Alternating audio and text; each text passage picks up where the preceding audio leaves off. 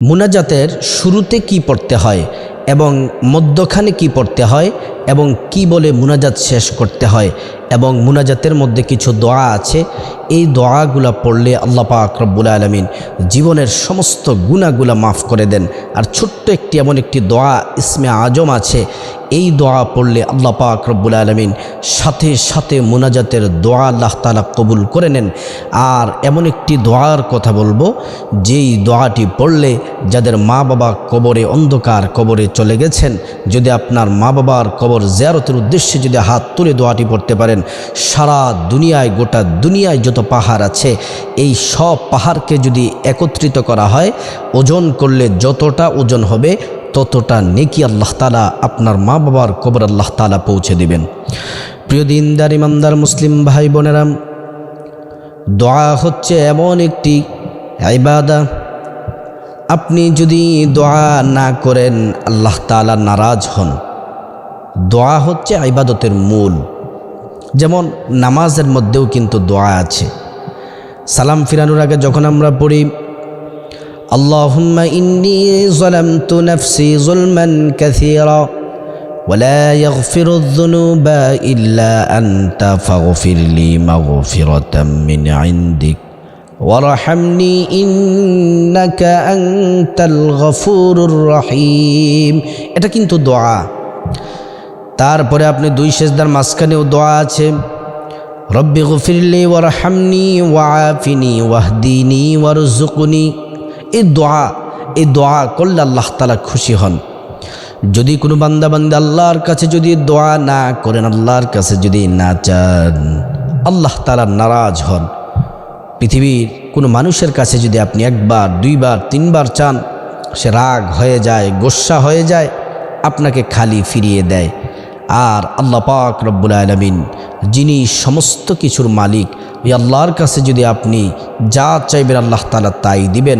আর আল্লাহর কাছে না চাইলে আল্লাহ তাআলা নারাজ হন, আল্লাহ তাআলা রাগান্বিত হন। এজন্য যখনই আমরা দোয়া করব, নামাজের সালাম ফিরিয়ে আমরা দোয়া করব, তারপরে যখনই অবসর থাকি তখনই দোয়া পড়ব। মুনাজাত কিভাবে করব, শুরুতে কি পড়ব এবং কি কি দোয়া পড়লে গুনাহ মাফ হয়, রিজিকে বরকত হবে, কামাই রুজিতে বরকত হবে, সুখ শান্তি আসবে। প্রত্যেকটা দোয়া আমি গুরুত্বপূর্ণ কয়েকটি দোয়া আপনাদের সামনে উপস্থাপন করব। যদি আপনারা ভালো করে ভিডিওগুলো দেখেন, শুনেন, তাহলে ইনশাআল্লাহ দোয়াগুলো যদি মুখস্থ করতে পারেন, আপনার দোয়া আল্লাহ তাআলা অবশ্যই কবুল করবেন। এক নাম্বার হলো, আপনি যখন হাত তুলবেন দোয়াতে মুনাজাতে, তখন আপনি আল্লাহুম্মা আমিন এটা বলেও শুরু করতে পারেন, অথবা আলহামদুলিল্লাহি রাব্বিল আলামিন এটা বলেও হাত তুলতে পারেন, অথবা আল্লাহুম্মা আনতাস সালাম ওয়া মিনকাস সালাম তাবারাকতা রব্বানা ওয়া তাআলাইকা ইয়া যাল জালালি ওয়াল ইকরাম এটা বলেও হাত তুলতে পারেন। আপনি হাত যখন তুলবেন তখন সেনা বুক বরাবর হাত তুলবেন, আঙ্গুলগুলা স্বাভাবিক থাকবে এবং দুই হাতের মাঝখানে একটু ফাঁকা থাকবে। সুন্নাত তরিকায় আপনি হাত তুলবেন। যখন আপনি মুনাজাতের মধ্যে হাত তুলবেন, হাত তোলার পরে সর্বপ্রথম যে দোয়াটি পড়বেন সেটা হচ্ছে গুনাহ মাফের শ্রেষ্ঠ দোয়া। রব্বানা যালামনা আনফুসানা ওয়া ইল্লাম তাগফির লানা ওয়া তারহামনা লানাকুনান্না মিনাল খাসিরিন। এই দোয়াটি পড়লে আল্লাহ তাআলা জীবনের সব গুনাহগুলা ক্ষমা করে দিবেন, আপনি খাঁটি তওবা করতে পারেন। হযরতে আদম, হযরতে হাওয়া আলাইহিস সালাম যখন জান্নাতের মধ্যে ছিলেন, আল্লাহ পাক বলেন ওয়ালা তাকরাবা হাযিহিস শাজারা, তোমরা এই বৃক্ষের নিকট যেও না। কিন্তু শয়তানের ওয়াসওয়াসা দিয়ে হাওয়া আলাইহিস সালামের মন ভোলালেন এবং হাওয়া আলাইহিস সালাম, আদম আলাইহিস সালাম দুইজনেই এই বৃক্ষের নিকট গেলেন। আল্লাহ তাআলা সাথে সাথে জান্নাত থেকে তাদেরকে বের করে দিলেন, পৃথিবীর মধ্যে পাঠিয়ে দিলেন। পৃথিবীর মধ্যে এসে 350 বছর কান্নাকাটি করলেন। আল্লাহ পাক তাদের দোয়া কবুল করলেন না। যখনই আমার নবী, আপনার নবী রাহমাতুল লিল আলামিন নবীজি রুসিলা দিয়ে তিনি যখন এইভাবে দোয়াটি পড়লেন, ওই দোয়াটি আল্লাহ কোরআনে লিপিবদ্ধ করে দিয়েছেন। এই দোয়াটি পড়ার সাথে সাথে আল্লাহ তাআলা তাদেরকে ক্ষমা করে দিয়েছিলেন।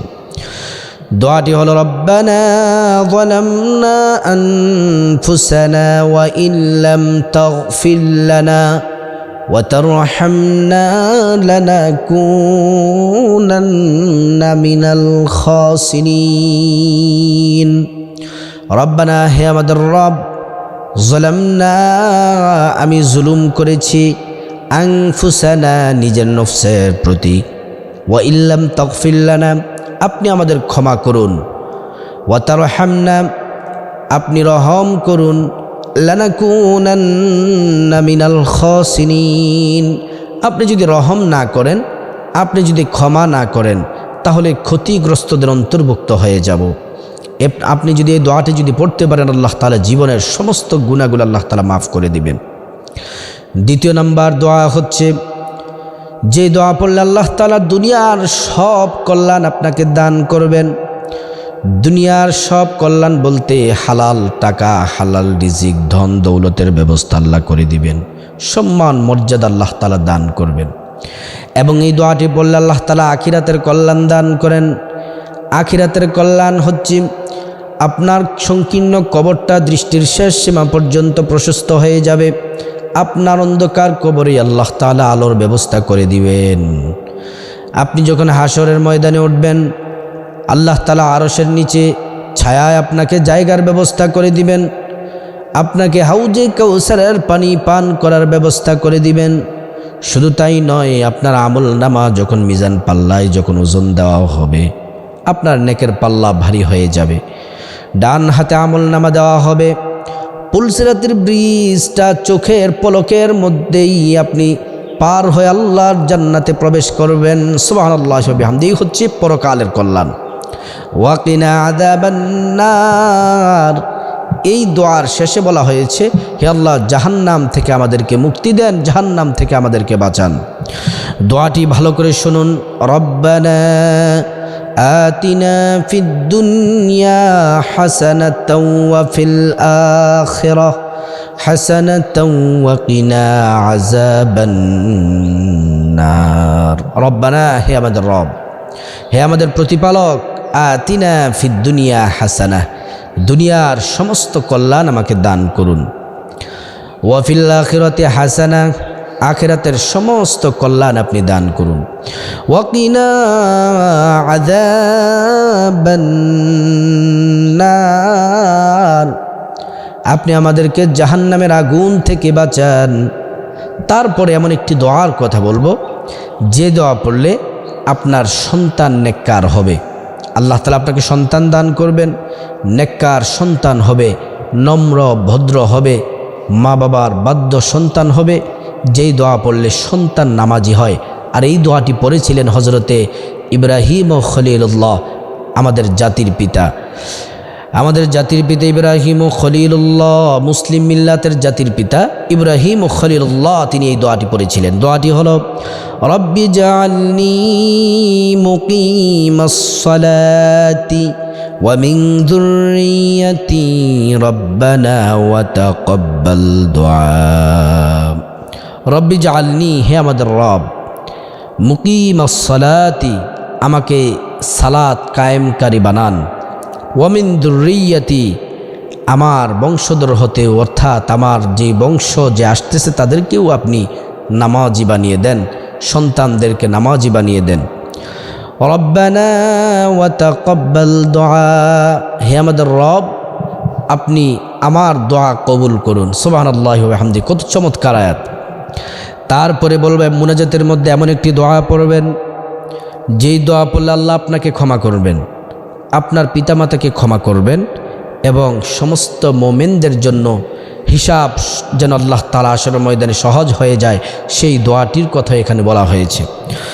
দোয়াটি হলো, রব্বানা গফিরলি ওয়া লিওয়ালিদাইয়া ওয়া লিল মুমিনিনা ইয়াওমা ইয়াকুমুল হিসাব। রব্বানা গফিরলি, হে আল্লাহ আমাকে ক্ষমা করুন, হে আমাদের রব আপনি ক্ষমা করুন। ওয়া লিওয়ালিদাইয়া, আমার পিতামাতাকে ক্ষমা করুন। ওয়া লিল মুমিনিনা ইয়াওমা ইয়াকুমুল হিসাব, সমস্ত মুমিনদের হিসাব আপনি সেদিন সহজ করে দিন। সেদিন হলো হাশরের মাঠের কথা বলা হয়েছে। তারপরে এমন একটি দোয়ার কথা বলবো, যেই দোয়া পড়লে আল্লাহ পাক রব্বুল আলামিন মা বাবাকে ক্ষমা করে দেন, মা বাবার কবর আযাব আল্লাহ তাআলা মাফ করে দেন, তাদের জন্য অনেক অনেক নেকি আল্লাহ তাআলা পাঠিয়ে দেন। সেই দোয়াটি আল্লাহ তাআলা কোরআনুল কারীমে নিজে শিক্ষা দিয়েছেন, রব্বিরহামহুমা কামা রব্বায়ানি সগীরা। হাদিসের মধ্যে এসেছে আল্লাহর রাসূল সাল্লাল্লাহু আলাইহি ওয়াসাল্লাম বললেন, এই দোয়াটি যারা পড়ে, যাদের মা বাবা কবরে চলে গেছে, মা বাবার কবর জিয়ারতের উদ্দেশ্যে এই দোয়াটি যদি পড়ে, আল্লাহর রাসূল বলেন পৃথিবী গোটা দুনিয়াতে যত পাহাড় আছে সব পাহাড়কে যদি একত্রিত করে একটা পাল্লার মধ্যে যদি দেওয়া হয়, আর এই দোয়াটি যদি একটি পাল্লার মধ্যে দেওয়া হয়, তাহলে সমস্ত পাহাড় থেকে বেশি ভারী হবে এই ছোট্ট দোয়াটি। আর এই ছোট্ট দোয়াটি সমস্ত পাহাড়ের থেকে বেশি ওজন, আর সেই ওজন পরিমাণ নেকি আল্লাহ তাআলা আমলনামার মধ্যে, মা বাবার আমলনামার মধ্যে মুহূর্তের মধ্যে পাঠিয়ে দিবেন। সুবহানাল্লাহি ওয়া বিহামদিহি। প্রিয় দিনদার ইমানদার মুসলিম ভাই বোনেরা, তারপরে দোয়া, এমন একটি দোয়ার কথা বলবো, সেটি হচ্ছে ইসমে আজম। ইসমে আজম হচ্ছে আল্লাহ তাআলার বিশেষ নাম আছে, যেই নামগুলা পড়লে আল্লাহ তাআলা দোয়া কবুল করেন। একজন সাহাবী দোয়ার মধ্যে এই ইসমে আজম পাঠ করলেন, আর আল্লাহর রাসূলের পবিত্র জবান মোবারকে তিনি বলেন যে, সাহাবী তুমি যে ইসমে আজম পাঠ করেছ, আল্লাহ তাআলা তোমার প্রত্যেকটা দোয়া কবুল করে নিয়েছে। আর দোয়া কবুল হওয়ার শ্রেষ্ঠ হাতিয়ার হচ্ছে ইসমে আজম। ইসমে আজম হচ্ছে আল্লাহুম্মা ইন্নী আসআলুকা বিআন্নী আশহাদু আন্নাকা আনতাল্লাহ লা ইলাহা ইল্লা আনতা আল আহাদুস সামাদ আল্লাযী লাম ইয়ালিদ ওয়া লাম ইউলাদ ওয়া লাম ইয়াকুল লাহু কুফুয়ান আহাদ। এটি হচ্ছে ইসমে আজম। দোয়া কবুল হয়ে যাবে মুহূর্তের মধ্যেই। তারপরে রাসূলুল্লাহ সাল্লাল্লাহু আলাইহি ওয়াসাল্লামের প্রতি দুরূদ পড়বেন। তারপরে সর্বশেষ আরও অনেক মুনাজাতের দোয়া আছে, আমি শুধু কয়েকটি গুরুত্বপূর্ণ দোয়া আয়াতের কথা আপনাদেরকে বললাম, যেগুলো বললে দুনিয়া আখিরাতে কল্যাণ আপনারা আল্লাহ তাআলার পক্ষ থেকে পাবেন। সর্বশেষ মুনাজাত শেষ করার আগে তারপরে আপনারা আল্লাহর তাওহীদের উসিলা দিয়ে দোয়া করবেন, যেমন লা ইলাহা ইল্লাল্লাহ, হে আল্লাহ আপনার তাওহীদের উসিলায় আমাকে এটা দান করুন, রিজিক দেন, সম্মান দেন, হায়াত বাড়িয়ে দেন, সুস্থ করে দেন। মুহাম্মদ রাসূলুল্লাহ সাল্লাল্লাহু আলাইহি ওয়াসাল্লাম রিসালাতের উসিলায় আমার দোয়া কবুল করেন। এগুলা বলে তারপরে মুনাজাত শেষ করবেন। বিরহমাতিকা ইয়া আরহামার রাহিমিন বলেও মুনাজাত শেষ করে এভাবে মুখটা মেসেজ করে দিবেন, অথবা লা ইলাহা ইল্লাল্লাহু মুহাম্মাদুর রাসূলুল্লাহ এটা বলেও মুনাজাত শেষ করতে পারবেন। এই হচ্ছে মুনাজাতের শুরুতে কি পড়তে হয়, মধ্যখানে কি পড়তে হয় এবং শেষে পড়তে হয়। আপনি যদি এইভাবে যদি দোয়া কবুল করতে পারেন, ইনশাআল্লাহ আমি 100% আশা করতে পারি যে আল্লাহ পাক অবশ্যই আপনার দোয়া কবুল করবেন। আল্লাহ তাআলা আমাদের সবাই যেন আল্লাহ তাআলার কাছে বেশি বেশি চাইতে পারি, এবং আল্লাহ তাআলা আমাদের সকলের মনের নেক তামান্না আশা আল্লাহ তাআলা পূরণ